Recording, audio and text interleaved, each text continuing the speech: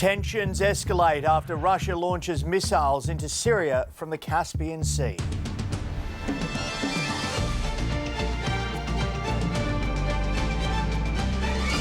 The Grantham flood inquiry finds man-made structures did not worsen the natural disaster. More change at the top of the Liberal Party. Long-serving federal director Brian Loughnane decides it's time to move on. And a teeny tiny step for scientists, but a giant leap for bioengineering. Hello, James McHale with ABC News Early Edition. Russian warships in the Caspian Sea have launched cruise missiles against targets in Syria about 1,500 kilometres away. Moscow says 26 missiles were fired, destroying sites operated by the jihadist groups Islamic State and Al-Nusra. But the United States says Russia is also hitting other opposition groups, and the escalation has prompted new criticism of Moscow's strategy. A missile assault, like so many others, launched from warships far away, aimed at targets in the Middle East. But this attack has one key difference. It's being launched by Russia. The Commission of Inquiry into the 2011 Grantham floods west of Brisbane has found it was a natural disaster that could not have been avoided. The inquiry was examining whether any man-made structures made the flooding worse, but they determined they did not. Cars and homes were washed away. Residents clung to trees and were rescued from rooftops. 12 people died in Grantham. And that's the very best that I can do for my government. The report warns a similar rain event could cause a similar flood. Karen Binney, ABC News, Brisbane. Locals remain blocked off from their properties as a fire continues to burn in Victoria's Macedon Ranges. The blaze has now been downgraded, with authorities hopeful it can be brought under control by this evening. Additional workers are trying to clear the roads to allow locals back in to assess the damage. So far, authorities have confirmed 2 homes have been destroyed, but there could be more. Director of the Liberal Party, Brian Loughnane, has announced he is resigning. Mr Loughnane says the change in Prime Minister is one of the reasons he's leaving, but insists he'd been considering going for some time. For all the details, we cross live to political reporter Melissa Clark, who is in Canberra. Now, Melissa, why has Brian Loughnane stepped down?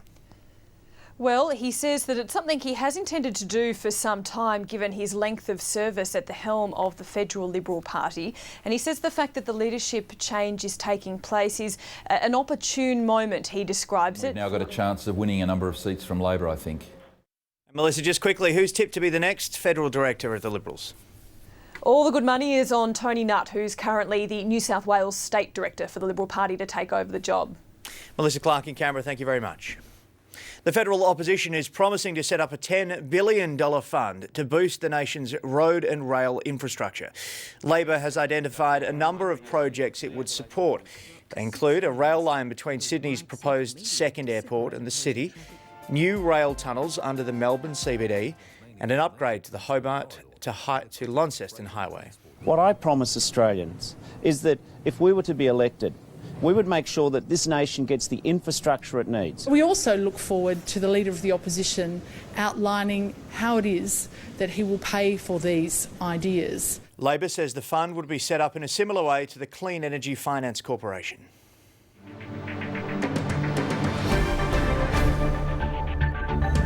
The US President Barack Obama has apologised to the charity Doctors Without Borders for the deadly bombing of its hospital in northern Afghanistan. Saturday's airstrike devastated homosexuals was something all Britons should be proud of. US presidential candidate Hillary Clinton has told American TV she is not in favour of the Trans-Pacific Partnership deal in its current form. An agreement on the historic deal was reached earlier this week after years of negotiation. Australia pushed for changes to keep the price of medicine down, but Hillary Clinton says more needs to be done to protect consumers.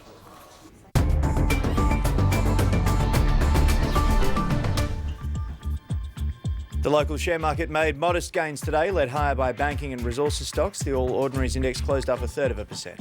Across the region, Japan's Nikkei has shed 163 points. Markets mostly slightly down. In commodity trade, the spot gold price down also at $1,142 US dollars an ounce. And the Aussie dollar is steady after yesterday's rise, buying 71.73 US cents. The Save the Tasmanian Devil program is looking at different ways of tackling the facial tumour disease after a release of immunised devils saw 4 roadkill deaths within a week. Those behind the program are upping the ante on how they choose which devils are released, and they're looking for funding to immunise wild populations. The release of 20 captive-bred Tasmanian devils was met with excitement at Norontapoo National Park last month. Next year. Ellen Coulter, ABC News. Keep it clean, guys. Come on. Sport, and the Socceroos are prepared for a volatile atmosphere in their World Cup qualifier against Jordan tonight.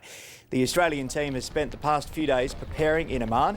The Socceroos last played in Jordan in 2012, also in front of a hostile home crowd. But Ange Postecoglou is confident his players are well prepared. Time now to check in with Julia Baird from The Drum. Now, Julia, Labor unveils a $10 billion infrastructure package. That's right. As part of the Big Ideas campaign over the next few months, Bill Shorten says Australia has to get serious about infrastructure. He's laid out a beefed-up Infrastructure Australia, which would be able to lend and guarantee money. He says we need a bipartisan approach to all of this. So we're going to talk about whether this is going to pass muster. Plus, on the panel. Sorry, Julia, to interrupt you there, but you'll also be talking about the Speaker in the Victorian State Parliament who's taken exception to the word rorter. Yes, James, some confusion about whether this really is the most extreme word, whether it is an unparliamentary word or whether in fact it's unparliamentary to rort in the first place. He has taken this line, you're no longer allowed to use this, and we're going to discuss whether or not this makes sense after the news, James. Sounds fascinating. Thanks, Julie Baird. That's On the Drum. Now the national weather with Jenny Woodward.